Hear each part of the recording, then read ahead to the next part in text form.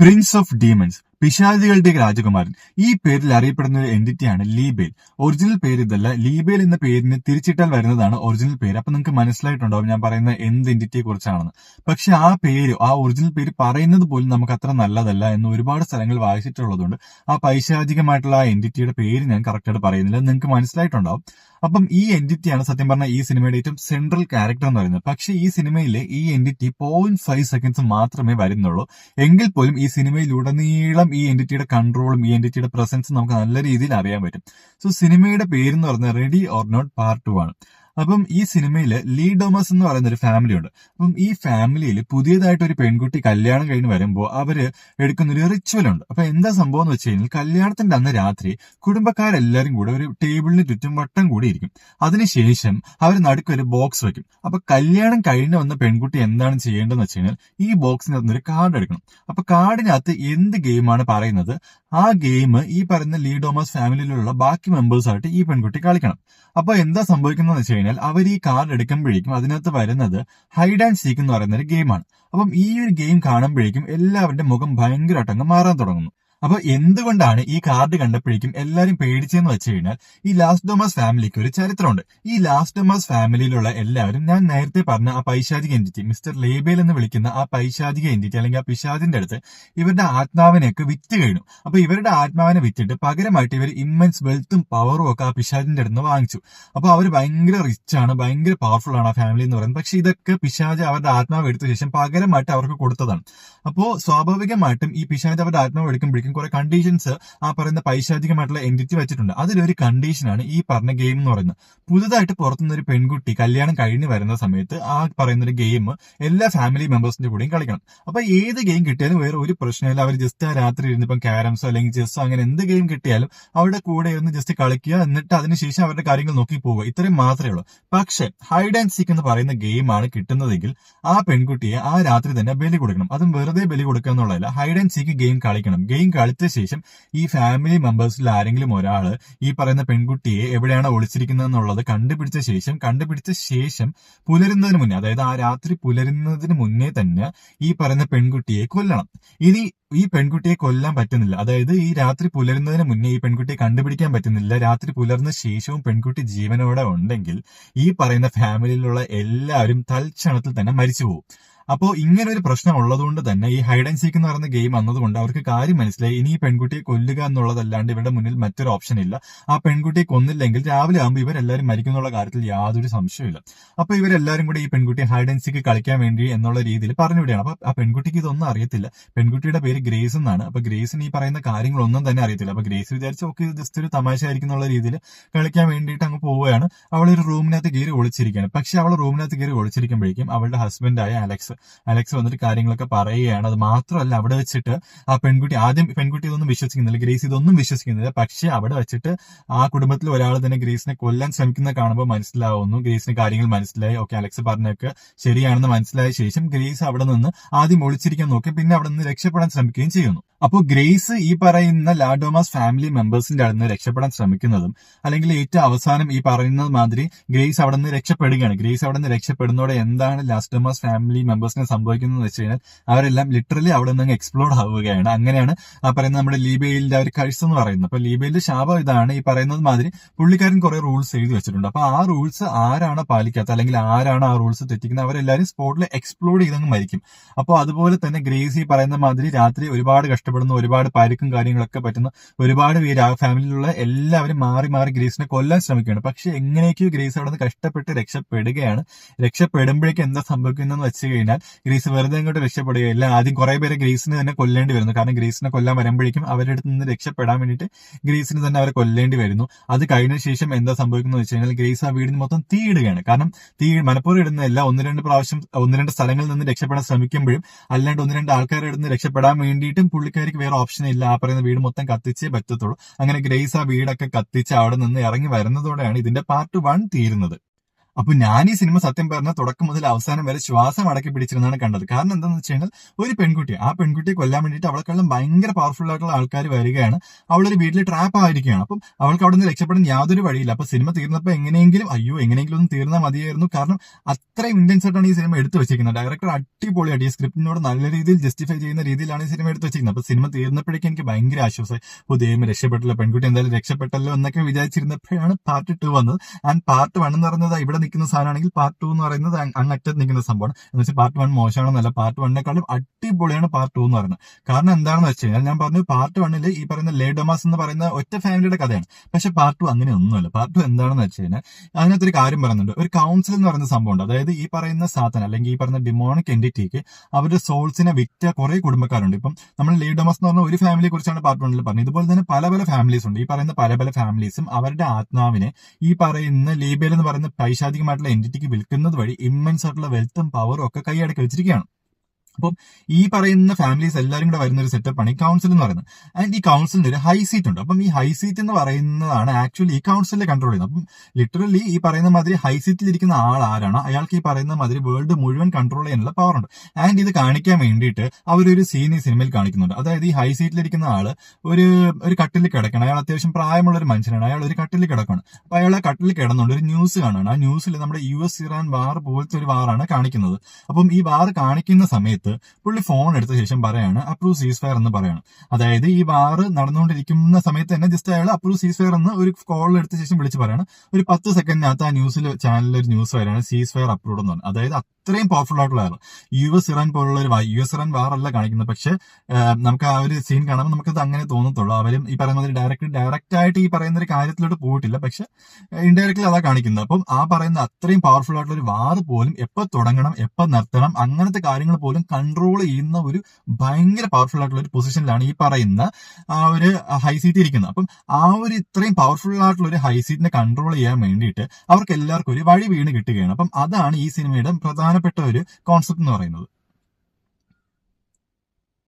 അപ്പൊ ഗ്രേസിന്റെ സിറ്റുവേഷൻ എന്താണെന്ന് വെച്ച് കഴിഞ്ഞാൽ ഗ്രേസ് ഈ പറയുന്ന മാതിരി ആ വീടിന് തീയിട്ടിട്ട് പുറത്ത് വന്നിരിക്കുകയാണ്. അപ്പൊ വീടിന് തീ പിടിച്ചപ്പോഴേക്കും സ്വാഭാവികമായിട്ട് ഫയർഫോഴ്സും പോലീസുകാരൊക്കെ എത്തി. അപ്പൊ പോലീസുകാരൊക്കെ ഗ്രേസിനോട് ചോദിക്കുന്നുണ്ട് എന്താണ് പറ്റിയെന്ന്. പക്ഷെ ഗ്രേസിന് ഒന്നും പറയുന്നില്ല. കുറച്ച് കഴിയുന്നത് ഗ്രേസ് അവിടെ ബോധം കെട്ട് വീഴുന്നു. കാരണം ഗ്രേസിന്റെ കയ്യിൽ ഒരു ബുള്ളറ്റ് വൂണ്ട് ഉണ്ട്, ശരീരത്തിൽ ഒരുപാട് മുറിവുണ്ട്, ഒരുപാട് ബ്ലഡ് ലോസ് ആയി ഗ്രേസ് കാർഡിയക് അറസ്റ്റിലോട്ട് പോവുകയാണ്. അപ്പൊ കാർഡിയക് അറസ്റ്റിലോട്ട് പോവാണെന്ന് മനസ്സിലായതും അവിടുത്തെ ഡോക്ടേഴ്സും കാര്യങ്ങളൊക്കെ അവർക്ക് CPR കാര്യങ്ങളൊക്കെ കൊടുത്ത് ഗ്രേസിനെ തിരിച്ച് ജീവിതത്തിലേക്ക് കൊണ്ടുവരുന്നു. ആൻഡ് ഗ്രേസിനെ ഹോസ്പിറ്റലിൽ എത്തിക്കുന്നു. അപ്പൊ ഹോസ്പിറ്റലിൽ എത്തിയിട്ട് ഗ്രേസ് കണ്ണ് തുറക്കുമ്പോഴേക്കും ഗ്രേസിന്റെ കയ്യിൽ ഒരു കൈവിലങ്ങ് കിടപ്പുണ്ട്.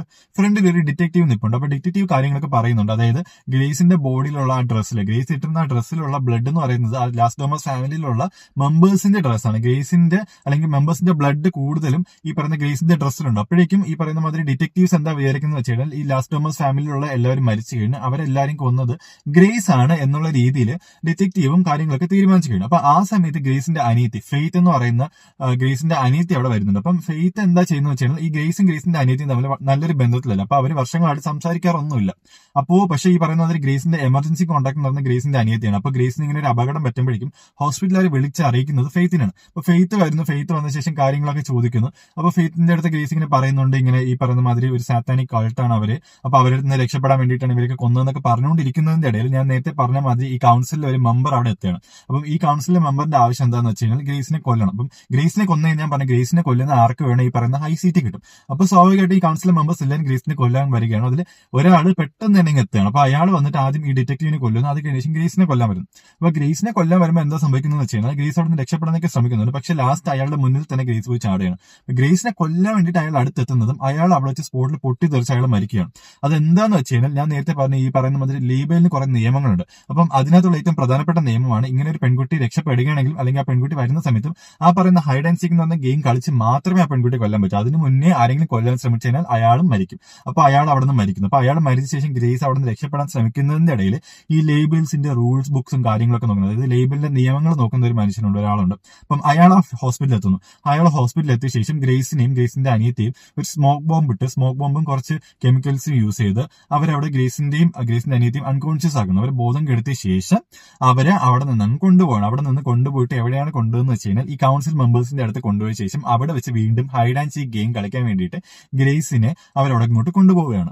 അപ്പോൾ ഈ കൗൺസിലിലെ എല്ലാ മെമ്പേഴ്സും, അതായത് ഈ കൗൺസിലിലെ എല്ലാ മെമ്പേഴ്സും ഈ പറയുന്ന മാതിരി ഹൈ സീറ്റ് കിട്ടാൻ വേണ്ടിയിട്ട് എല്ലാവരും ഭയങ്കരമായിട്ട് ആഗ്രഹിക്കുന്നുണ്ട്.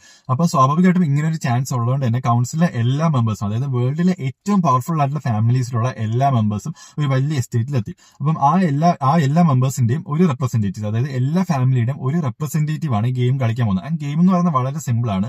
അടുത്ത ദിവസം പുലരുന്നതിന് മുന്നേ ഗ്രേസിനെ കൊല്ലുക. ഗ്രേസിനെ കൊന്നു കഴിഞ്ഞാൽ കൊല്ലുന്ന ഫാമിലി മെമ്പർ ആരാണോ അയാൾക്ക് ഹൈ സീറ്റ് കിട്ടും. ഇനി സപ്പോസ് ഗ്രേസ് സർവൈവ് ചെയ്യുകയാണെങ്കിൽ ഗ്രേസ് ആയിരിക്കും ഹൈ സീറ്റിലോട്ട് പോകുന്നത്. അപ്പോൾ ഗ്രേസിനെ എന്താ ചെയ്യുന്നത് വെച്ച് കഴിഞ്ഞാൽ അവര് ഗ്രേസിനെയും ഗ്രേസിന്റെ അനിയത്തെയും ഒരു ഇഞ്ചക്ഷൻ വെച്ച് ബോധം കെടുത്തിയ ശേഷം നേരെ അവര് ആ പറയുന്ന ഒരു എസ്റ്റേറ്റിന്റെ ഒരു ഭാഗത്ത് കൊണ്ടിടുന്നു. ആൻഡ് ഇട്ട ശേഷം ഈ പറയുന്ന മാതിരി അവർ ഗെയിം സ്റ്റാർട്ട് ചെയ്യാണ്. ഗെയിം സ്റ്റാർട്ട് ചെയ്ത് ഉടനെ ഗ്രേസിനും ബോധം വരെയാണ്. അപ്പൊ ഗ്രേസിന് കാര്യം മനസ്സിലായി. ഗ്രേസ് അവിടെ നിന്ന് രക്ഷപ്പെടാൻ ശ്രമിക്കുന്നുണ്ട്. അപ്പൊ ഗ്രേസിനെ പിടിക്കാൻ വേണ്ടിയിട്ട് ഈ പറയുന്ന മാതിരി ഹൈ സീറ്റിൽ ഇരിക്കാൻ വേണ്ടിയിട്ട് ഈ കൗൺസിലെ മെമ്പേഴ്സ് എല്ലാവരും ഓരോരോ സ്ട്രാറ്റജീസ് യൂസ് ചെയ്യണം. അപ്പം ആദ്യം അവരാണെങ്കിൽ ഈ പറയുന്ന മാതിരി കുറെ ആൾക്കാർ ഈ പറയുന്ന മാതിരി ഗ്രേസിനെ രക്ഷിക്കാൻ ശ്രമിക്കുന്നുണ്ട്. അത് കാരണം അതിനകത്ത് ഈ പറയുന്ന റൂൾസിനകത്ത് ഒരു ലൂപ്പ് ഹോൾ ഉണ്ട്. അപ്പൊ അത് വെച്ച് ഗ്രേസിനെ രക്ഷിക്കാൻ വേണ്ടിയിട്ടും, ഗ്രേസിനെ രക്ഷിക്കാനല്ല ആക്ച്വലി ഹൈ സീറ്റ് എടുക്കാൻ വേണ്ടിയിട്ട് കുറച്ച് ആൾക്കാർ ശ്രമിക്കുന്നുണ്ട്. എന്നാൽ കുറച്ച് ആൾക്കാർ ഗ്രേസിനെ കൊല്ലാൻ വേണ്ടി ശ്രമിക്കുന്നുണ്ട്. അപ്പോൾ എന്താന്ന് വെച്ചാൽ ഗ്രേസ് ഇങ്ങനെ ഓടി രക്ഷപ്പെടാൻ ശ്രമിക്കുന്നതിനടുത്ത് ഗ്രേസ് ഒരു മതിലിനടുത്തെത്താണ്. അപ്പം ഈ മതിൽ ചാടിക്കാൻ രക്ഷപ്പെടാൻ പറ്റുമെന്ന് അറിയാം. പക്ഷെ മതിലിന് അത്യാവശ്യം നല്ല പൊക്കമുണ്ട്. അപ്പൊ മതിൽ ചാടാൻ ശ്രമിക്കുന്നതിന്റെ ഇടയിൽ ഈ പറയുന്ന മാതിരി ആ ഫാമിലിയിലെ ഒരു മെമ്പർ ഈ ഗ്രേസിനെ കണ്ടുപിടിക്കും. ഗ്രേസിനെ കൊല്ലാൻ വേണ്ടിയിട്ട് അവർ വെടിവെച്ചുകൊണ്ടിരിക്കുന്നു. അങ്ങനെ ഗ്രേസ് അവിടെ നിന്ന് രക്ഷപ്പെടുന്നു. ഗ്രേസും ഫെയ്ത്തും കൂടെ കുറെ നേരം ഈ പറയുന്ന എസ്റ്റേറ്റിനകത്ത് കിടന്ന് അങ്ങോട്ടും ഇങ്ങോട്ടൊക്കെ ഓടിക്കൊണ്ടിരിക്കുന്നു. അവരെ രക്ഷപ്പെടാൻ ശ്രമിക്കുന്നുണ്ടെങ്കിൽ പറ്റുന്നില്ല. അവരെല്ലാവരും ഇവരെ കൊല്ലാൻ ശ്രമിക്കുന്നു. അപ്പൊ ഇതിന്റെ ഇടയിലാണ് ഈ പറയുന്ന ഫാമിലി മെമ്പേഴ്സിൽ ഒരാൾ വന്നിട്ട് പറയാണ്, ഗ്രേസിനെ കണ്ടുപിടിച്ച ശേഷം ഗ്രേസിന്റെ അടുത്ത് പറയാണ് ഇതിൽ നിന്ന് രക്ഷപ്പെടാൻ ഒരു വഴിയുണ്ട്. അപ്പൊ വഴി എന്താണെന്ന് വെച്ചാൽ വളരെ സിമ്പിൾ ആണ്. അതായത് ഈ പറയുന്ന മതി ആ റൂൾ ബുക്സിനകത്ത് എഴുതിയിട്ടുള്ള ഒരു റൂളാണ്. ഗ്രേസ് സപ്പോസ് ഈ പറയുന്ന കൗൺസിൽ മെമ്പേഴ്സിലുള്ള ആരെങ്കിലും ഒരാളെ കല്യാണം കഴിച്ചാൽ, അതായത് ഈ കൗൺസിൽ മെമ്പേഴ്സിൽ ഏത് ഫാമിലിയിലുള്ള ഏതെങ്കിലും ഒരാളെ ഗ്രേസ് കല്യാണം കഴിക്കാൻ വേണ്ടിയിട്ട് തയ്യാറാവുകയാണെങ്കിൽ ഈ പറയുന്ന മാതിരി ഗ്രേസിനെ അവിടെ നിന്ന് രക്ഷപ്പെടാം. ഗ്രേസിനെ കൊല്ലേണ്ട ആവശ്യമില്ല. പക്ഷെ പകരം ഗ്രേസ് ആരാണ് കല്യാണം കഴിക്കുന്നത് ആ മനുഷ്യൻ അല്ലെങ്കിൽ അയാൾക്ക് ഈ പറയുന്ന മാതിരി കൗൺസിലിന്റെ ഹൈ സീറ്റിലോട്ട് വരാൻ പറ്റും. അപ്പൊ ഗ്രേസിന് ഇപ്പോൾ കാര്യം വളരെ സിമ്പിൾ ആണ്. ഗ്രേസ് ഈ പറയുന്ന കൗൺസിൽ മെമ്പേഴ്സിലുള്ള ആരെങ്കിലും ഒരാള്, പക്ഷെ ഈ പറഞ്ഞ ആളുടെ മകനെ തന്നെ കല്യാണം കഴിക്കണം എന്നുള്ളതാണ് ആ പുള്ളിക്കാരുടെ ആവശ്യം. അപ്പൊ ഗ്രേസ് ആ പയ്യനെ കല്യാണം കഴിക്കുകയാണെങ്കിൽ ഈ പറയുന്ന മാതിരി ഗ്രേസിനെ അവിടെ നിന്ന് രക്ഷപ്പെടാം. ആൻഡ് അവർ പറയുന്നുണ്ട് ജസ്റ്റ് ആൾക്കാരെ കാണിക്കാൻ വേണ്ടി മാത്രം ഒരു മാരേജ് നടത്തിയാൽ മതി, നിങ്ങൾക്ക് നിങ്ങളുടെ ഇഷ്ടം പോലെ തന്നെ ജീവിക്കാം. പക്ഷെ ഇതിനകത്തുള്ള ഏറ്റവും പ്രധാനപ്പെട്ട പ്രശ്നം എന്താണെന്ന് വെച്ച് കഴിഞ്ഞാൽ ഗ്രേസ് ഈ പയ്യനെ കല്യാണം കഴിക്കുകയാണെങ്കിൽ ഗ്രേസിന്റെ സോളും ഈ പറയുന്ന മാതിരി സാത്താന് കൊടുക്കേണ്ടി വരും. അതായത് ഈ പറയുന്ന ലേബേൽ എന്ന് പറയുന്ന ഡിമോണിക് എൻറ്റിറ്റിക്ക് വേണ്ടിയിട്ട് ഈ പറയുന്ന ഗ്രേസിന്റെ സോളും കൂടെ കൊടുക്കേണ്ടി വരും. അപ്പൊ ഇത് മനസ്സിലാക്കിയതോടെ ഗ്രേസ് ഇതിൽ നിന്ന് പിന്മാറുന്നു.